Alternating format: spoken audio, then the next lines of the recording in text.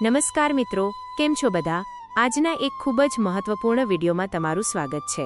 શું તમે જાણો છો કે આગામી 15 મેથી ગ્રહોની એક એવી ચાલ શરૂ થવા જઈ રહી છે જે તમારા જીવનમાં મોટી ઉથલપાથલ મચાવી શકે છે? હા, 15 મેના રોજ સૂર્યદેવ વૃષભ રાશિમાં પ્રવેશ કરશે અને તેના બરાબર 2 દિવસ પછી એટલે કે 17 મેથી અધિક માસનો પ્રારંભ થવા જઈ રહ્યો છે। આ સંયોગ એટલો પ્રબળ છે કે તેની સીધી અસર તમારી રાશિ પર પડવાની છે। જો તમે પણ જાણવા માંગતા હોવ કે કઈ એ 3 રાશિઓ છે જેને આગામી 1 મહિના સુધી ફૂંકીને ડગલા ભરવા પડશે, તો આ વિડીયોને અંત સુધી જરૂર જોજો। પણ આગળ વધતા પહેલા જો તમે અમારી ચેનલ પર નવા હોવ તો વિડીયોને લાઇક કરી દો અને ચેનલને સબસ્ક્રાઇબ કરવાનું ભૂલતા નહીં, જેથી ભવિષ્યના આવા જ જ્યોતિષીય અપડેટ્સ તમને સૌથી પહેલા મળતા રહે। જ્યોતિષ શાસ્ત્રમાં સૂર્યને ગ્રહોના રાજા માનવામાં આવે છે અને જ્યારે રાજા પોતાનું સ્થાન બદલે ત્યારે આખી સૃષ્ટિ પર તેની વ્યાપક અસરો જોવા મળતી હોય છે। આ વખતે સૂર્ય જ્યારે વૃષભ રાશિમાં ગોચર કરશે ત્યારે તેની સાથે અધિક માસનો દુર્લભ સંયોગ સર્જાઈ રહ્યો છે જે 17 જૂન સુધી ચાલશે। આ આખો મહિનો સૂર્ય વૃષભ રાશિમાં જ બિરાજમાન રહેશે। વિદ્વાન જ્યોતિષાચાર્યોનું માનવું છે કે આ વિશિષ્ટ ગ્રહદશાને કારણે બ્રહ્માંડમાં નકારાત્મક ઉર્જાનો પ્રવાહ વધી શકે છે। ખાસ કરીને અમુક રાશિના જાતકો માટે આ સમય અગ્નિ પરીક્ષા જેવો સાબિત થઈ શકે છે, કારણ કે આ સમયગાળામાં લીધેલો એક નાનકડો ખોટો નિર્ણય પણ લાંબા ગાળાનું નુકસાન કરાવી શકે છે। સૌથી પહેલા વાત કરીએ મિથુન રાશિના જાતકોની, જેમના માટે આ સમયગાળો ખૂબ જ પડકારજનક રહેવાનો છે। સૂર્યનું આ ગોચર મિથુન રાશિના લોકો માટે સાવધાનીના સંકેતો લઈને આવ્યું છે। તમારે અત્યારે તમારી આસપાસના વાતાવરણ પર ખૂબ જ બારીકાઈથી નજર રાખવાની જરૂર છે। તમે કદાચ અનુભવશો કે તમારી આસપાસ અચાનક નકારાત્મકતા વધી ગઈ છે। તમારા જે વિરોધીઓ અત્યાર સુધી શાંત હતા તેઓ હવે અચાનક સક્રિય થઈ શકે છે। આ એવા લોકો હોઈ શકે છે જે તમારી સામે મીઠું બોલે છે પણ તમારી પીઠ પાછળ તમારા કામ બગાડવાની યોજનાઓ બનાવે છે। એટલે જ આ સમયે કોઈની પણ વાતોમાં આવી જવું તમારા માટે જોખમી સાબિત થઈ શકે છે। મિથુન રાશિના મિત્રોએ ખાસ કરીને તેમના પ્રોફેશનલ જીવનમાં એટલે કે નોકરી કે વ્યવસાયના ક્ષેત્રમાં અત્યંત સતર્ક રહેવું પડશે। અત્યારે કોઈના પર પણ આંધળો વિશ્વાસ મૂકવાનું ટાળજો, પછી ભલે તે તમારો જૂનો સાથી કેમ ન હોય। કાર્યસ્થળ પર તમારી છબી ખરડાવવાના પ્રયાસો થઈ શકે છે। તમારી નાની ભૂલને પણ પહાડ જેવડી કરીને રજૂ કરવામાં આવી શકે છે, જેની સીધી અસર તમારી પ્રગતિ પર પડશે। જો તમે ઓફિસમાં કોઈ મહત્વના પ્રોજેક્ટ પર કામ કરી રહ્યા હોવ તો તેની વિગતો ગુપ્ત રાખવી જ હિતાવહ છે, નહીંતર તમારી મહેનતનું ફળ બીજું કોઈ લઈ જઈ શકે છે। માનસિક શાંતિ એ કોઈપણ સફળતાની ચાવી છે, પરંતુ આ ગોચર દરમિયાન મિથુન રાશિના લોકો ભારે માનસિક તણાવ અનુભવી શકે છે। સતત વધતી જતી ચિંતાઓને કારણે તમારા કામની ઝડપ ધીમી પડી શકે છે અને તેની ગુણવત્તામાં પણ ઘટાડો જોવા મળી શકે છે। જ્યારે કામ સમયસર અને ચોકસાઈથી પૂર્ણ નહીં થાય ત્યારે સ્વાભાવિક છે કે તમારા ઉપરી અધિકારીઓ તમારાથી નારાજ થઈ શકે છે। આ નારાજગી તમારા કરિયર માટે અવરોધ બની શકે છે, તેથી તણાવને તમારા પર હાવી થવા ન દો। દરરોજ થોડો સમય ધ્યાન અને યોગ માટે ફાળવવો તમારા માટે આશીર્વાદરૂપ સાબિત થશે।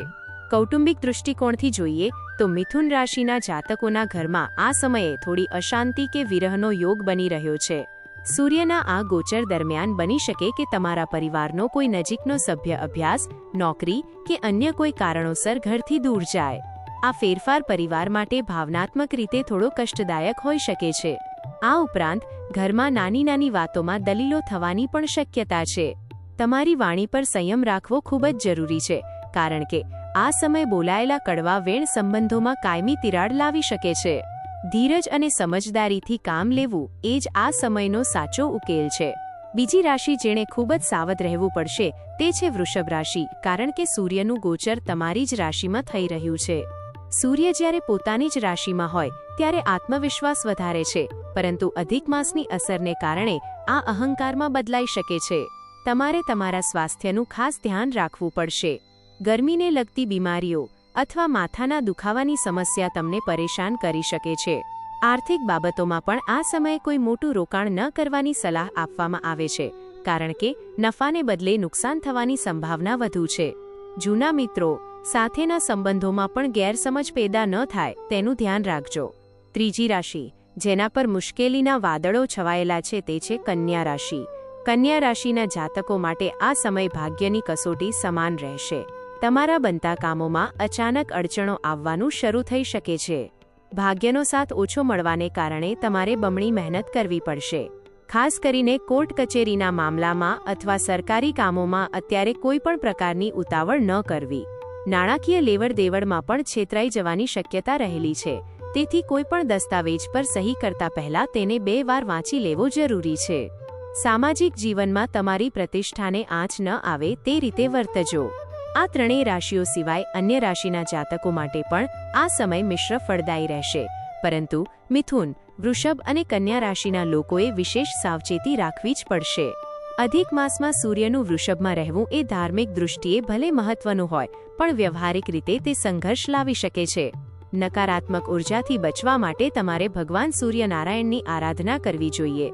દરરોજ સવારે સૂર્યને જળ અર્પણ કરવાથી અને આદિત્ય હૃદય સ્તોત્રના પાઠ કરવાથી ઘણી મુસીબતો ટળી શકે છે. આ ઉપરાંત ગરીબોને અન્ન કે વસ્ત્રનું દાન કરવાથી અધિક માસનું શુભ ફળ પણ પ્રાપ્ત થશે. યાદ રાખજો કે જ્યોતિષશાસ્ત્ર આપણને ડરાવવા માટે નહીં, પણ સતર્ક કરવા માટે હોય છે. જો તમે પહેલાથી જ જાણતા હોવ કે સામે ખાડો છે, તો તમે રસ્તો બદલી શકો છો અથવા સાવચેતીથી ચાલી શકો છો. આ સમયગાળા દરમિયાન તમારી નિર્ણય લેવાની ક્ષમતા પર થોડો સંયમ રાખજો. કોઈ પણ મોટો ફેરફાર જેવો કે નવી નોકરી શરૂ કરવી અથવા નવો વ્યવસાય શરૂ કરવો, જો શક્ય હોય તો 17 જૂન પછી મુલતવી રાખવો જોઈએ. તમારી મહેનત અને ઈશ્વર પરની શ્રદ્ધા તમને દરેક મુશ્કેલીમાંથી બહાર કાઢવા માટે પૂરતી છે. બસ જરૂર છે થોડી જાગૃતિની. આ સમયગાળા દરમિયાન ખાસ કરીને મિથુન રાશિના જાતકોએ એ પણ જોવું પડશે કે તેઓ કોની સાથે સમય વિતાવે છે. સંગતનો પ્રભાવ આ સમયે તમારા જીવનમાં મોટો ભાગ ભજવશે. જો તમારી આસપાસ નકારાત્મક વાતો કરનારા લોકો હશે, તો તમારો ઉત્સાહ ઓછો થઈ જશે. તેની સામે સકારાત્મક અને પ્રોત્સાહન આપનારા મિત્રોની સાથે રહેવાથી તમે આ મુશ્કેલ સમયને પણ સરળતાથી પસાર કરી શકશો. તમારી આવડત પર શંકા ન કરો, પરંતુ તમારી કાર્યશૈલીમાં સુધારો ચોક્કસ કરો, જેથી કોઈને પણ તમારી સામે આંગળી ચીંધવાનો મોકો ન મળે. આશા છે કે આ માહિતી તમને તમારા આગામી દિવસોનું આયોજન કરવામાં મદદરૂપ થશે. જ્યોતિષ એ વિજ્ઞાન છે જે ગ્રહોની ગતિવિધિ પર આધારિત છે, અને અમે હંમેશા પ્રયત્ન કરીએ છીએ કે તમને સચોટ અને ઉપયોગી માહિતી આપતા રહીએ. આ વિડિયો માત્ર એક માર્ગદર્શન છે. તમારા જીવનના મહત્વના નિર્ણયો તમારી બુદ્ધિ અને અનુભવના આધારે લેજો. પણ હા, ગ્રહોની અસરોને અવગણવા જેવી હોતી નથી. તેથી જે સાવચેતીઓ જણાવી છે તેનું પાલન કરશો તો ચોક્કસપણે ફાયદામાં રહેશો. વિડિયોના અંતમાં બસ એટલું જ કહેવા માંગીશ કે સમય ગમે તેટલો કઠિન હોય, તે પસાર થઈ જ જાય છે. સૂર્ય જ્યારે ફરી રાશિ પરિવર્તન કરશે ત્યારે નવી આશા અને નવી તકો લઈને આવશે. ત્યાં સુધી ધૈર્ય રાખો અને તમારા કામ પર ધ્યાન આપો. તમારી રાશિ કઈ છે અને તમે આ ફેરફારો વિશે શું અનુભવો છો તે અમને કોમેન્ટમાં જરૂર જણાવજો. તમારી કોમેન્ટ્સ વાંચવી અમને ગમે છે અને તે અમને આગળના વિડીયો સુધારવામાં મદદ કરે છે. જો તમને આ વિડીયો ગમ્યો હોય અને તમને લાગે કે આ માહિતી તમારા મિત્રો કે પરિવારજનો માટે ઉપયોગી છે, તો તેને સોશિયલ મીડિયા પર શેર કરવાનું ભૂલતા નહીં. ખાસ કરીને મિથુન, વૃષભ અને કન્યા રાશિના મિત્રોને આ વિડીયો જરૂર મોકલજો, જેથી તેઓ પણ સાવચેત થઈ શકે.